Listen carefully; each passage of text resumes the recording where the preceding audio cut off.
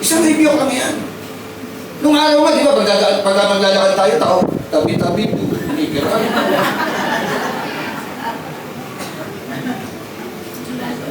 Pero ayon sa Bible, pag nalala tayo ng Bible, di ba?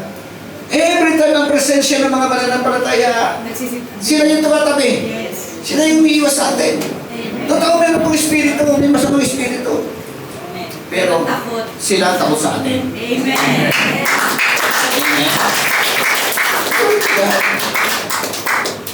Yun po. Mamaya, magulat na naman ako. Meron na naman, nagpa-albularyo. Hindi po. Galit na galit ang Diyos sa mga sumasangguni sa mga albularyo. Hello? Amen. Tama ba? Opo. Amen. Okay. Desperate kasi. Desperado kasi. Di ba?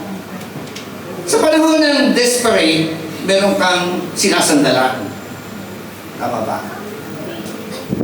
Kung pwede yung sandalan mo pera mo, sandalan mo authority mo, sandalan mo yung connection mo, di ba? O sandalan mo yung mga wicked. No?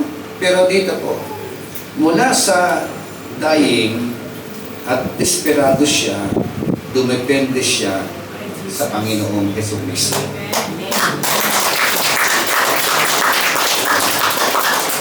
Hindi niya kuranas ng gano'n, yung anak niya point of death.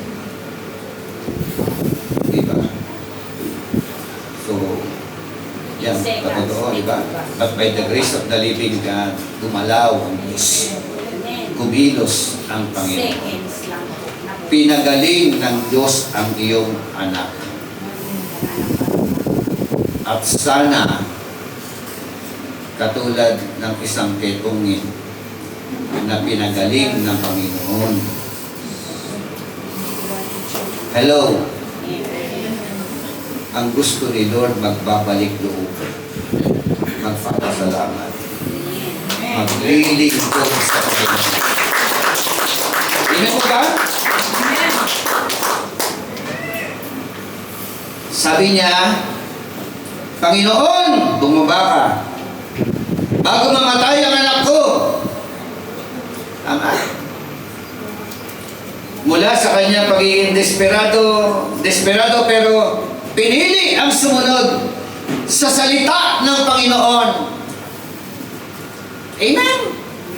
Madali bang sundin yung sinabi ni Kristo? Ano sabi ni Christ? Go! Your son lives. Kaya, pananampalataya. Umuwi ka na! Buhay ang anak mo!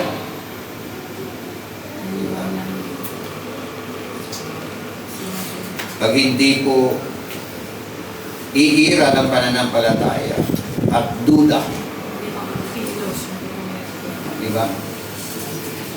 Hindi siya nakatuwiran eh. Tama ba?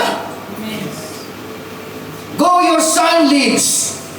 Sabi ko roon, the man believed the word Jesus spoke to him. Amen.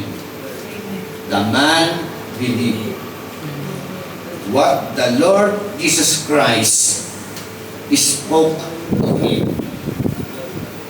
Amen. Sino pa yung naniniwala? Amen. Na kaya-kaya gumawa ng himala ang Panginoon sa iyo. Amen. Amen.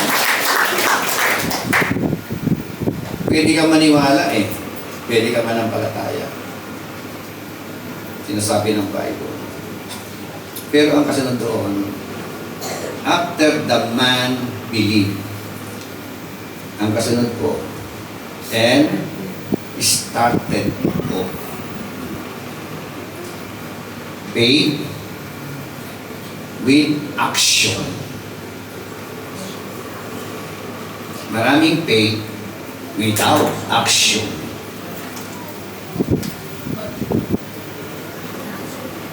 Opo, naniniwala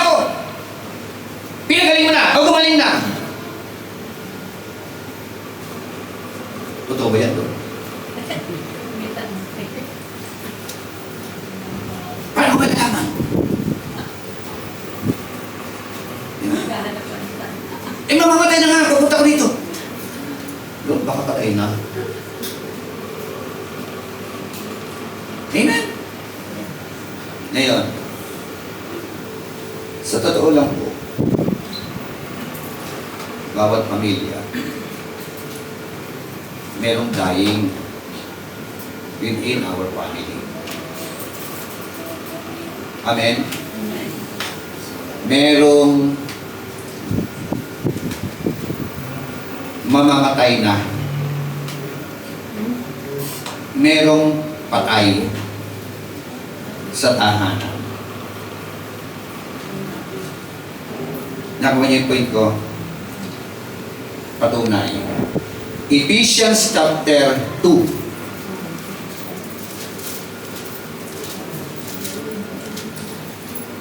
Ang sabi po dito,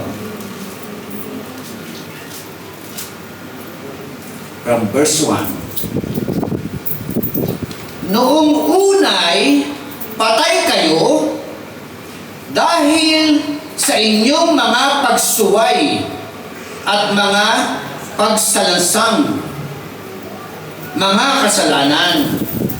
Sinusunod ninyo noon ang masamang takbo ng mundong ito at napailalim kayo sa pinuno ng mga kapangyarihan sa himpapawid, sa espiritong nagahari sa mga tao. Ayaw pasakop sa Diyos. Ang totoo, tayong lahat ay dati ring namuhay ayon sa nanasa ng ating laman, sumusunod sa mga hilig ng katawan at pag-iisip. Kaya't sa ating likas na kalagayan, kabilang tayo sa mga taong kinapupuotan ng Diyos. Ang royal official may problema.